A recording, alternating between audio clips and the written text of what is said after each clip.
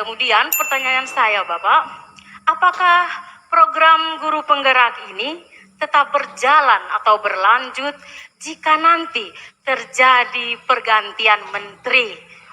Terima kasih Bapak. Ini pertanyaan sangat berat juga untuk dijawab. Ya samalah, kecemasan saya dan kecemasan Bapak Ibu di sini sama kan. Ya kan, kita semua cemas, kita berlari seperti ini. Gimana nanti kelanjutannya, ya kan, setelah 2024 dan lain-lain. Nah, ini merupakan, jangan khawatir karena ini juga kecemasan kami, bukan hanya Bapak Ibu. Karena ini saya dapat pertanyaan ini dari Sabang sampai Merauke, pokoknya saya di semua daerah, sampai ke daerah perbatasan, pertanyaannya selalu ini, gimana Pak, kalau kita udah terus maju seperti ini, gimana caranya Mas Menteri kita memastikan bahwa ini lanjut? Oke, pertama, semua kebijakan yang kita buat, Bapak Ibu, semua kebijakan yang kita buat, selalu di awalnya, kita menanyakan diri kita, sebagai tim di Kemendikbudristek, kita selalu menanyakan, ini seberapa sulit atau mudah diputar balik? Sebelum kita meluncurkan suatu inisiatif, kita selalu menanyakan ini semudah atau sesulit apa untuk diputar balik.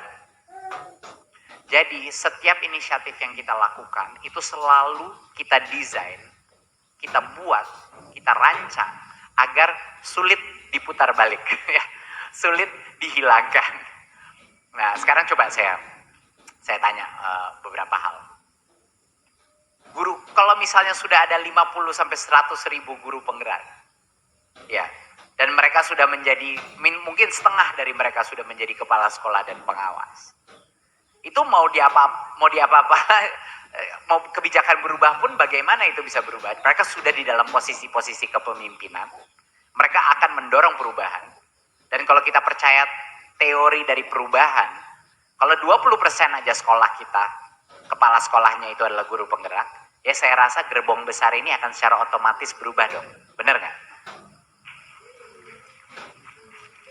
Jadi kalaupun tidak ada guru penggerak baru, misalnya separah-parahnya, tidak ada guru penggerak baru, tapi sudah ada 100 ribu, komunitas guru penggerak akan berjalan secara otonom, benar apa tidak? Nggak mungkin guru penggerak itu diem aja di tempat.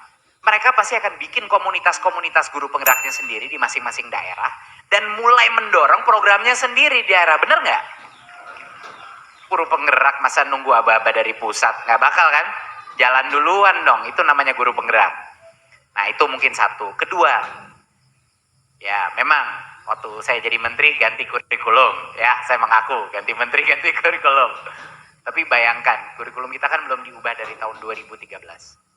Ya benar-benar ada berbagai macam keluhan yang saya dapat dari guru-guru mengenai itu, jadi harus kita perbaiki.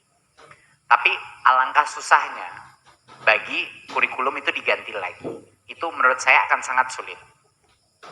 Kurikulum Merdeka menurut saya akan menjadi kurikulum yang relevan untuk jauh ke depan. Kenapa? Karena ini kurikulum yang paling fleksibel yang pernah ada. Paling fleksibel.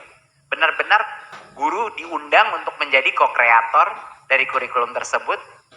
Kalau anak-anak semua sudah senang dengan project based learning, siapa yang berani mengambil hak itu balik dari anak-anak kita? Siapa? Benar nggak? Itu akan sangat sulit untuk menarik itu. Kedua adalah kalau misalnya kurikulumnya sekarang itu memberikan kesempatan guru untuk mundur, dan itu menunjukkan bahwa di sekolah-sekolah, di daerah-daerah 3T, di daerah-daerah terpencil, ternyata mereka bisa mengejar ketertinggalan karena kurikulum Merdeka. Siapa yang akan mengambil hak itu kembali dari guru-guru? Menurut saya akan sangat sulit. Siapa yang dengan 1,6 juta guru sudah menggunakan platform Merdeka Mengajar? Siapa yang akan berani menarik platform itu dari guru-guru? Tematikan aplikasi itu besok, protes nggak Bapak Ibu? Protes kan?